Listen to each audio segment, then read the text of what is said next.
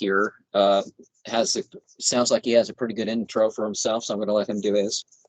Hello, everyone. So, I don't know, you might have seen me in EA's chat a little bit here. I'm just hopping on to an interview today. A little bit about me. I'm a 21-year-old Canadian college student here. I'm just in a trade school for welding.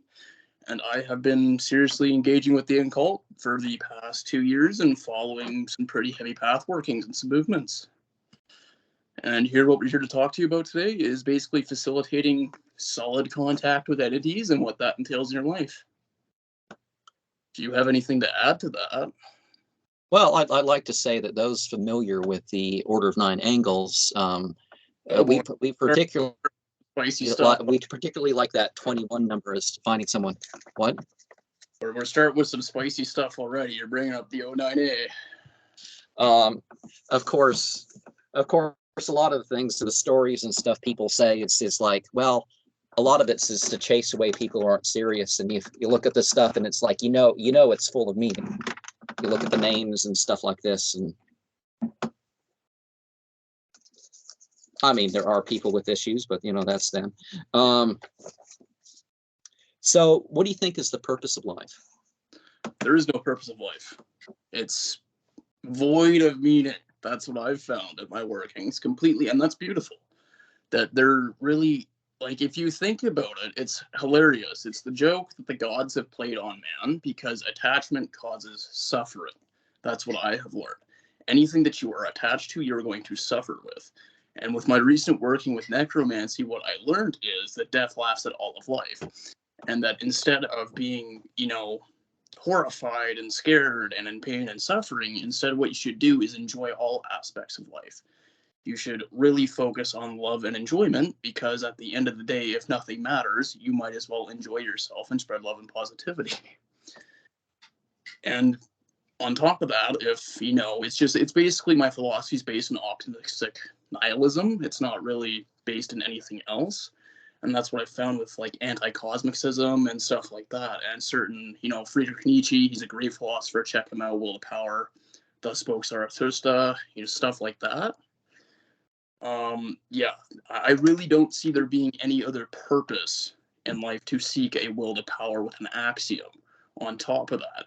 Otherwise, morality is the poison of man. Friedrich Nietzsche, once again, it's just people go around chasing themselves in altruistic, moralistic expressions of a higher ideal that leads to decadence of what they've previously sought to stray away from nature.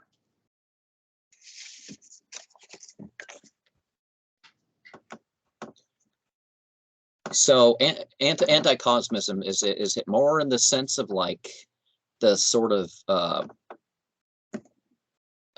atmosphere, you could say, appears in Lovecraft, or is it like more like Azabatia or traditional Oppermanism, or what? Nihilism, not as in like Lovecraft. You know, I don't touch that stuff at all. I'm personally rooted in like playing with the Goetia and stuff like that, or, you know, what's it called? Excuse me. I forget the name of it. It's the Grimoire Verum, the one that has the sigil of Beelzebub in it, stuff like that. That's what I'm more like familiar with, you know. Is there a particular Goetia or Grimoire Verum version that you prefer? Ooh, version that I prefer. I don't really care. I do everything on my own. I don't give a shit what the Grimoire says. Most of it's just full of blinds and stuff anyways. Like, it's just, you don't need to call them and threaten them in names of God. You don't need to do all this extra shit. You know, you don't even need a circle. You don't need any of that. You basically need an N and a sigil. You sit there, you charge that sigil, you open the gateway. Because it's opening a gateway not only in your subconscious mind from the collective unconscious, but it's also opening up another gateway. Not on the physical, but just at the layer above. If we're looking at the Kabbalistic tree of life here, we have Yesod. And if we're looking at the inversion and the shadow side to this with the Qliphothic tree of death, right, we have Gamma. And what this is doing is, on this plane, it is the astral, if you know, is a complete another overlap of physical reality. It's the exact same thing, but it's antimatter, and it vibrates on a higher fifth dimensional degree. And what's going on right here is when you open this, is it's actually opening a double gate in the astral. And that is connecting to your mind, your crown chakra, and it's grounding through that, and it's being projected out into objective reality, where then you can ground it and experience with in a tactile, objective format. So people are probably more familiar with the idea that the goetic operations have the sphere of Yesod, or the lunar sphere or something like that. But wouldn't you say that perhaps the Grimorian Baron would be like spheres within the Saturn sphere, for example? Or you're gonna have to define that. I didn't quite get what you meant by that. Well, very traditionally, the Goetia, they have this idea. You know the Kabbalistic tree. Correct. Whether you're talking about 11 or 10 spheres, whatever, you still end up. So you rise from Earth to Moon, and the Moon is thought to be where the Goetia occurs. But then again, I guess So in the tree you have two things going on. So you have a pressed in sort of thing and a pulled out thing. So in dot, you would the center of the chest, you would have that expanded from every direction sort of dark energy versus dark matter, if you're going to put thing into it. And have you ever had that state where you actually feel that, it's not the wind, it's not gravity, it's like something else, like everything pulling in or everything kind of like inward, like that inward pull? Yeah, I believe I've experienced that. I don't know, going into trances when I was doing a certain Qliphothic rite, and I started to vibrate a certain Enochian word. And what happened was I started to swoon and I started to sway. Like I started to fucking rock back and forth. Like it was crazy. I started getting flashing lights around me. I started hearing poundings on my walls. I started hearing whispers. I had this electrical shot go up my spine to my crown. And it actually got me. It spooked me so badly. Your gesture, the back of your head, or? Yeah, by the C1 vertebrae right here. It came right from the root of my spine, from the Muldahara, all the way up to the Sasahara, the crown. It was like a serious electrical jolt. And I started to fall in a trance. My eyes were probably starting to roll back into my head too. And I was, I couldn't even speak the thing that I was chanting. I couldn't even chant it anymore. It was just like my tongue would not work out of my mouth. It was loose. My Quicksilver tongue turned to lead. It was pretty crazy. And I actually broke the trance because it scared me so bad with what was going on around me. And I remember when I was doing this and I was being guided through this operation, I was so angry at myself that I had broken this trance because I was working hard towards this. I think this was like my 7th go around of this specific rite here. And I remember speaking with Azazel on this, and Azazel's like, "You have no idea what you just did, you foolish boy. Like, you just opened something that you have no idea that will transform your life." And he's like, "You just had a major success. Don't beat yourself up over it." And what I learned in the coming months just completely changed me. And I experienced a full crown awakening. And I really believe that rite had something to do with that. And just a warning to anyone who works with Qliphothic energy, or anyone who's interested in working with Qliphothic energy or any sort of dark energy like this, it's going to change you. Psychologically, people will even say this physically transmutes you.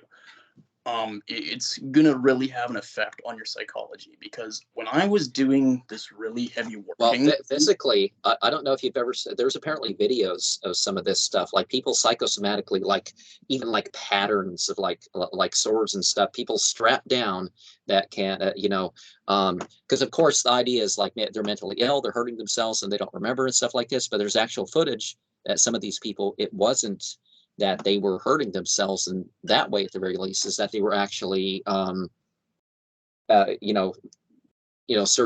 things you can actually, I'm not sure if you can ever do it reliably and stuff like that. Yeah, that's doing really weird movements where they're jerking all around, their eyes are flickering and fluttering. It's pretty wild.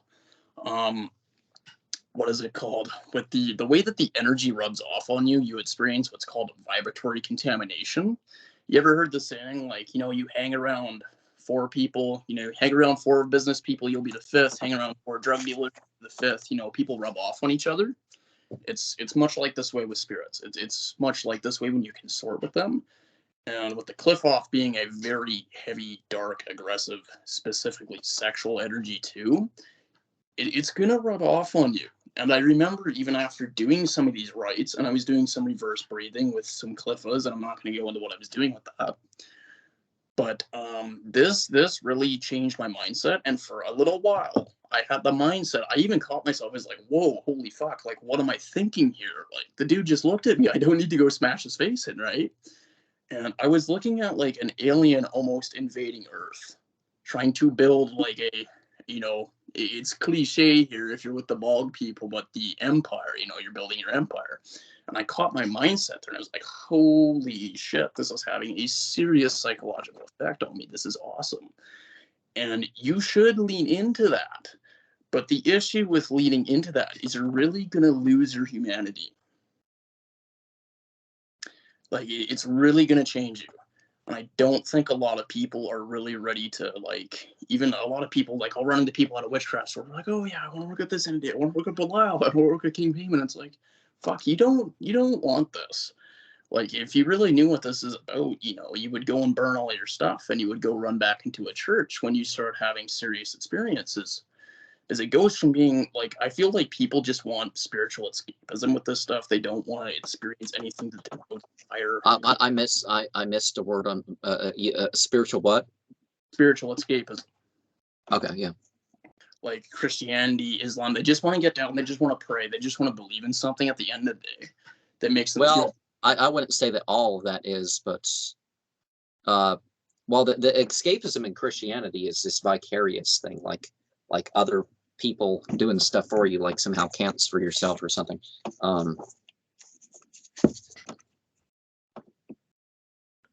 But oh, did I lose you? No, I'm ready.